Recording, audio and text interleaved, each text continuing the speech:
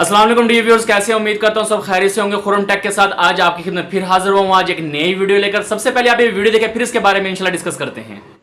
अच्छा सर, अब कुरान मजीद में सहाबा किराम और खुलफा राशिदीन पे मैं आया हूँ। सही। कुरान मजीद में सूरह सजदा, सूरह आल इमरान, सूरह अल-फतह, सूरह तौबा, सूरह हशर, सूरह माइदा, सूरह अहज़ाब और कई जगहों पर सहाबा किराम की फजीलत बयान हुई है। बेशक। अब हज़रत अली ने रदी अल्लाह ताला ने खुतबे में कहा, इस उम्मत में बेहतरीन अफराद अबू बकर और उमर हैं। ये मोहम्मद अल-कैनी असूल काफ़ी के तर्जमे अश-शाफ़ी में है, आपके उसमें है। हज़रत अली रदी अल्लाह ताला फरमाते थे, हम नबी के साथ हीरा पहाड़ी पर थे, अचानक पहाड़ी हिलने लगी। हजूर सल्लल्लाहु अलैहि वसल्लम ने फरमाया, रुक जा, तुझ पर नबी, सद्दीक और शहीद खड़े हैं। हज़रत अली ने हज़रत अबू बकर सिद्दीक़ के बारे में फरमाया, इनकी इत्बा करने वाले के लिए निजात है, इनसे अदावत रखने वाला काफिर और हलाक व बर्बाद होने वाला है। नवासुख तवारीख़ में मरूफ शिया मुर्रख आमद बिन अबी याकूब लिखते हैं, हज़रत इब्न अब्बास से ये मरवी है, रसूल सल्लल्लाहु अलैहि वसल्लम हज़रत अली के चचेरे भाई हज़रत अबू बकर, यानी ये हज़रत इब्न अब्बास जो रसूल सल्लल्लाहु अलैहि वसल्लम हज़रत अली के चचेरे भाई थे। हज़रत अबू बकर तमाम सहाबा में तकवा और तहारत में बरतर मकाम के हामल और ज़ाहिद व पाकीज़गी में सबसे बुलंद थे।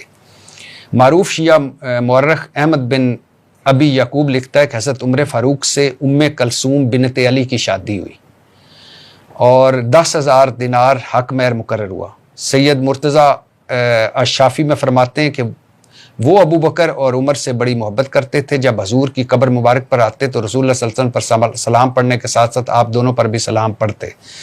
हज़रत अली ने हज़रत अबू बकर सिद्दीक़ के पीछे नमाज़ें पढ़ी और इनके तहाइफ कबूल किए। हज़रत अली के बेटे का नाम उमर, हज़रत हसन के बेटे का नाम उमर, हज़रत ज़ैनुल आबिदीन ने अपने बेटे का नाम हसन रखा। अबू सुफियान और रसूलुल्लाह सल्लल्लाहु अलैहि वसल्लम के चचा हज़रत अब्बास की दोस्ती के चर्चे रहे। रसूलुल्लाह सल्लल्लाहु अलैहि वसल्लम की 4 बेटियों में से 3 की शादियाँ बनु उमैया में हुई। हज़रत फ़ातिमा के साथ रदी अल्लाह ताला अन्हु के साथ हज़रत अली से शादी रसूलुल्लाह के हुक्म पर गवाह बने कौन? हज़रत अबू बकर सिद्दीक़। ये अबू जाफ़र तूसी अल-माली तूसी जिल्द 1 में। हज़रत अस्मा बिन्त अमीस हज़रत अली के सगे भाई हज़रत जाफ़र बिन अबी तालिब की ज़ौजा थी। आपका इंतकाल हुआ तो हज़रत अबू बकर सिद्दीक़ से शादी हुई। एक बेटा पैदा हुआ जिसका नाम मोहम्मद था, जिसे हज़रत अली ने मिस्र का निगरान मुकर्रर किया। हज़रत अबू बकर की वफ़ात के बाद हज़रत अली से शादी हुई, बेटा याह्या पैदा हुआ। अच्छा, हज़रत अली के बेटे का नाम अबू बकर, हज़रत हसन के बेटे का नाम अबू बकर, हज़रत इमाम हुसैन के साथ शहीद होने वालों में अली अकबर, अब्दुल्ला और अबू बकर। ज़ैनुल आबिदीन की कुनियत अबू बकर, अबू मूसा काज़म के बेटे का नाम अबू बकर और 5वें इमाम मोहम्मद बाकर ने हज़रत अबू बकर सिद्दीक़ की पोती से शादी की। कुलैनी ने अपनी किताब असूल में ये लिखा है। इसके बावजूद हज़रत उमर, हज़रत अबू बकर, हज़रत उस्मान, अल्लाह उन पे राज़ी हो उनसे और राज़ी है अल्लाह उनसे, ये जो तकफ़ीर, ये जो कि अभी भी आप समझते हैं कि जिस हज़रत अली ने उनके पीछे नमाज़ें पढ़ी, उनको खलीफा माना, उनके बच्चों के, अपने बच्चों के नाम उनके रखे, रिश्ते किए आपस में। इसके 3 जवाब हैं। सबसे पहला तो ये जितनी रिवायात हैं तक़य्ये पे अमल होंगी। दूसरा जवाब, अभी मेरा अगला मौजू तक़य्ये ही है। दूसरा जवाब इसका ये कि ये सारी जितने भी आपने चीज़ें पढ़ी हैं ये सब दरवाज़ा जलने गिरने बीबी की नाराज़गी से पहले की रिवायात है। ये सारी रिवायात, सारे वाक़यात बीबी सही बुखारी के अंदर है कि नाराज़ रहीं हत्ता तो वफ़ियत, जब तक ज़िंदा रहीं। उसी बुखारी में है कि नबी ने फरमाया, जिससे मेरी फ़ातिमा नाराज़ उससे मैं नाराज़, उससे अल्लाह नाराज़। उसी बुखारी के अंदर है कि बीबी जब तक ज़िंदा रहीं सलाम का जवाब नहीं देती थी शेखैन को। सर, ये हज़रत हसन के बेटे का नाम उमर नहीं, ये तो नामों पे बात नहीं कर रहा, नामों पे बात करूंगा, आपने क्योंकि बहुत सारी चीजें एक साथ बयान की, ये कई मुख्तलिफ मौज़ूआत हैं, लेकिन जो असल बात तारीफों वाली हैं कि तारीफें की, नमाज पढ़ी और बहुत सारी चीजें पढ़ी ना, लेकिन नहीं, मैं अर्ज़ कर रहा हूँ ना कि उसका जवाब है। उसका जवाब पहला तो यह है कि ये सारी तक़य्ये पर हमल है।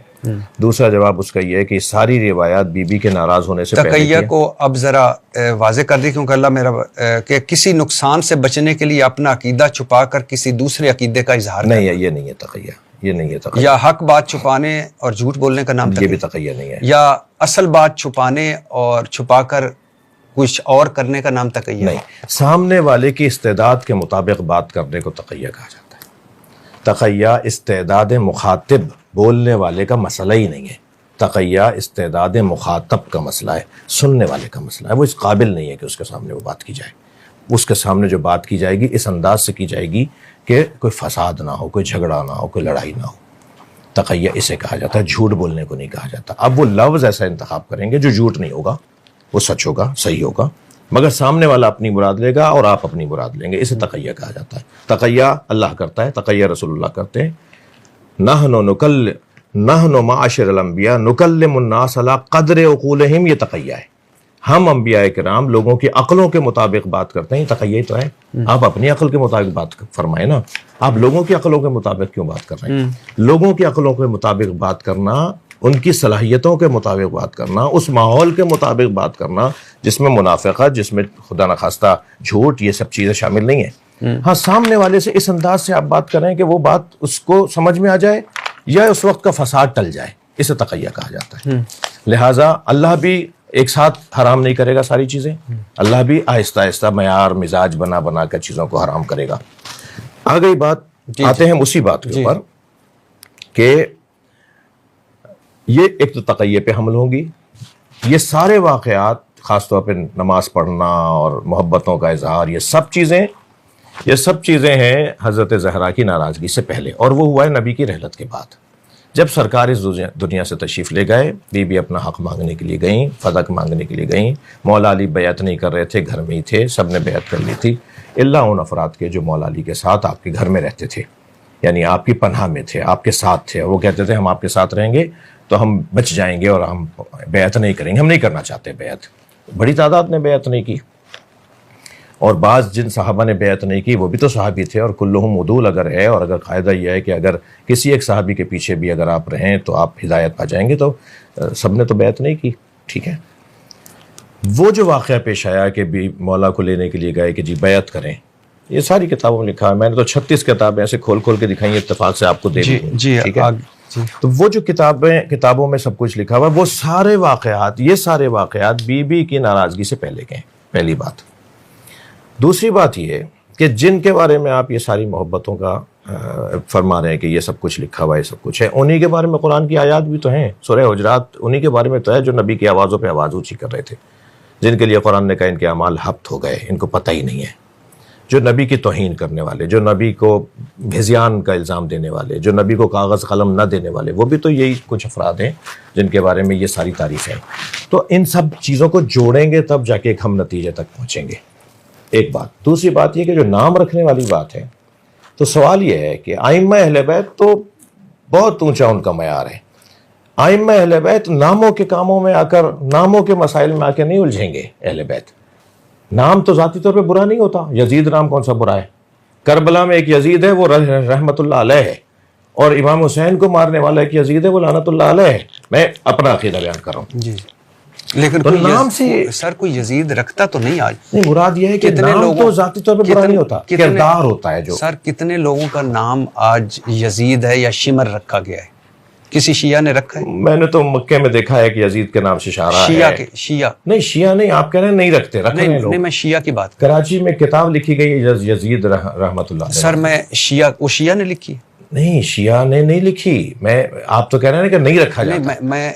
میرا سوال ہے کہ کتنے شیعوں نے اپنا نام یزید یا شمر رکھا ہے؟ شیعہ تو نہیں رکھیں گے. نہیں رکھیں گے. تو کیوں رکھیں گے؟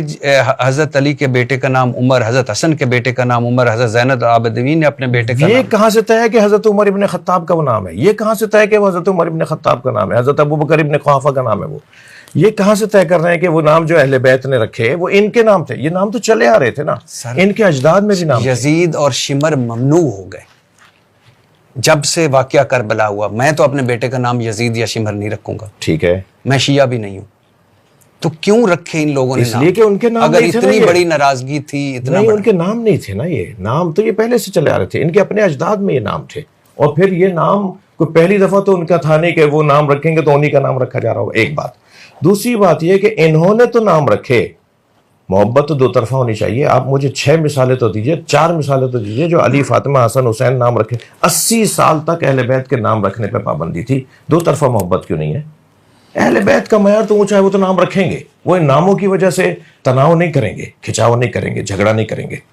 لیکن اہل بیت کے نام رکھے گئے انہی گھرانوں آپ میں. نے بڑی خوبصورت بات کی کہ اہل بیت تناؤ نہیں کریں گے، جھگڑا نہیں کریں گے. تو یہی تو میں کہہ رہا ہوں کہ یہ جھگڑے کیوں آج پیدا ہو رہے ہیں جو اہل بیت نہیں چاہتے تھے.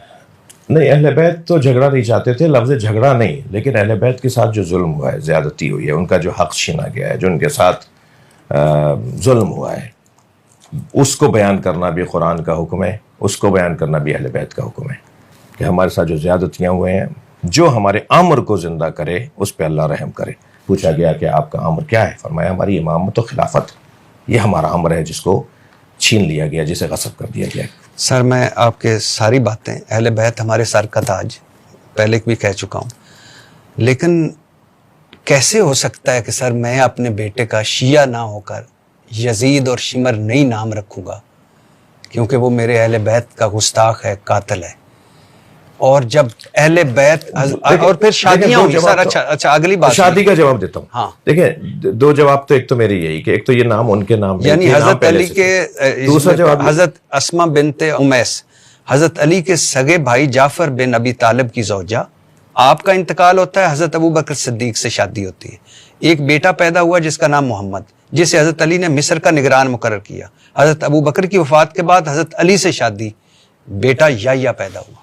صحیح ہے. اب یہ جو آج کا ماحول ہے اس میں تو ان کو شادیاں کرنی نہیں چاہیے. نہیں، وہ دیکھیں، ایک تو میں عرض کروں کہ ایک تو کچھ ایسے امور اور کچھ ایسے موضوعات ہیں جنہیں میں بیان کرنا چاہ رہا ہوں مگر نہیں کروں گا. اس کی وجہ یہ ہے کہ یہ فورم نہیں ہے. ٹھیک، اس کے لیے تھوڑا سا یعنی یہ نہیں کہ مجھے نہیں آتا جواب، لیکن میں چاہ نہیں رہا. اور سر پانچویں امام محمد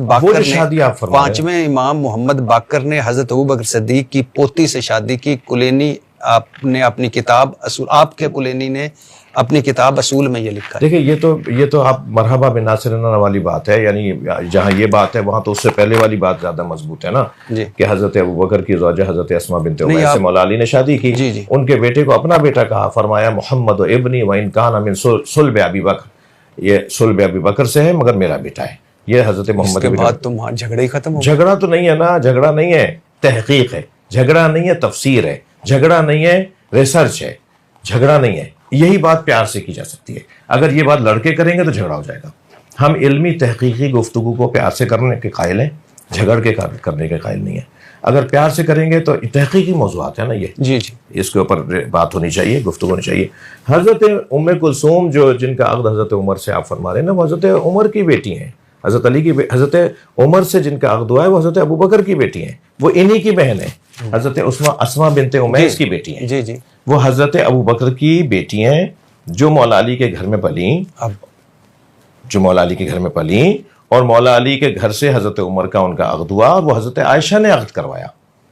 دیکھیں میں آپ سے عرض کروں کہ ایک چیز کی قباحت یا ایک چیز کی وضاحت وقت کے گزرنے سے ہوتی ہے. کربلا کے واقعے کے 100 سال بعد تک امام حسین کی شہادت کی جو ظلم ہے نا، اس کی قباحت لوگوں کا احساس ہی نہیں تھا کہ کیا ہو گیا. 100 سال کے بعد آہستہ آہستہ کھلا کہ کتنا بڑا ظلم ہو گیا. آپ مجھے بتانا چاہ رہے ہیں یا میں یہ ہو سکتا ہے آپ کچھ اور بتانا چاہ رہے ہوں، میں یہ سمجھ رہا ہوں کہ جو کچھ حضرت علی رضی اللہ تعالیٰ عنہ، حضرت امام حسین رضی اللہ تعالیٰ عنہ، حضرت امام حسن رضی اللہ تعالیٰ عنہ، حضرت ایون پانچویں امام محمد باقر رضی علیہ السلام یا رضی اللہ تعالیٰ لگاتے ہیں؟ جی لگا سکتے ہیں. رضی اللہ تعالیٰ عنہ، اس وقت انہوں نے شادیاں کی. میں عرض کر رہا ہوں نا، وہ تقیہ پہ حملے. اگر ایسا نہیں کرتے تو اس سے بڑا فساد ہوتا.